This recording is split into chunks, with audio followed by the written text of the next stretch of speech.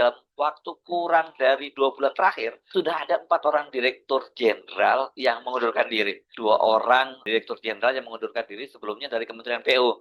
Ini yang merupakan induk dari Kementerian Perumahan dan Kawasan Pemukiman, karena sebelum dipecahkan, kementerian ini bernama Kementerian Pekerjaan Umum dan Perumahan Rakyat. Pada waktu itu, namanya cuma Perumahan Rakyat, sekarang disebut sebagai Perumahan dan Kawasan Pemukiman. Namun bila ditambahkan dengan 2 orang direktur jenderal di Kementerian Keuangan yang dicopot oleh Menteri Keuangan Purbaya, maka dalam waktu kurang dari sebulan ini sudah ada 4 orang dirjen yang mengundurkan diri dan 2 orang lainnya dicopot dari jabatannya. Ini kementerian-kementerian vital semua. Yang dicopot itu di Kementerian Keuangan, sementara yang mengundurkan diri di bekas Kementerian PUPR yang sekarang menjadi Kementerian PU dan Kementerian Perumahan dan Kawasan Pemukiman. Untuk kasus di Kementerian PU dan Kemenkeu, sejauh ini duduk perkaranya relatif cukup jelas meskipun masih menimbulkan tanda tanya. 2 orang dirjen di Kementerian PU yang mengundurkan diri ini pada awal bulan Maret lalu adalah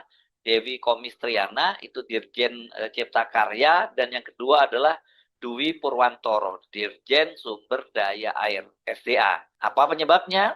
Belakangan secara resmi Menteri PU Dodi Hanggodo menjelaskan bahwa pengunduran diri itu terkait dengan temuan audit Badan Pemeriksa Keuangan atau BPK. BPK itu menemukan potensi kerugian negara hampir 3 triliun. Kemudian direvisi menjadi sekitar 1 triliun. Temuan itu sudah disampaikan sejak Januari dan Agustus 2025, tetapi tidak ditindaklanjuti secara memadai oleh jajaran terkait di bawahnya. Ketika Menteri PU mulai melakukan penanganan lebih ketat, membentuk tim, audit ulang, dan lain-lain, kemudian 2 orang dirjen ini memilih mengundurkan diri.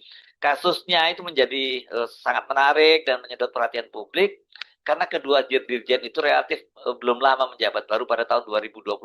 Ini kan biasanya jabatan seperti ini, apalagi di kementerian yang relatif basah sekarang ini seperti Menteri PU, itu menimbulkan tanda tanya. Orang kan biasanya berebut dan bisa melakukan berbagai macam cara, melakukan pendekatan dan sebagainya lah ya. Artinya ini ada sesuatu. Memang betul kalau disebutkan ada audit. Pertanyaannya kalau sudah ada audit dan ada kerugian negara, kenapa kasusnya tidak lanjut di ranah hukum?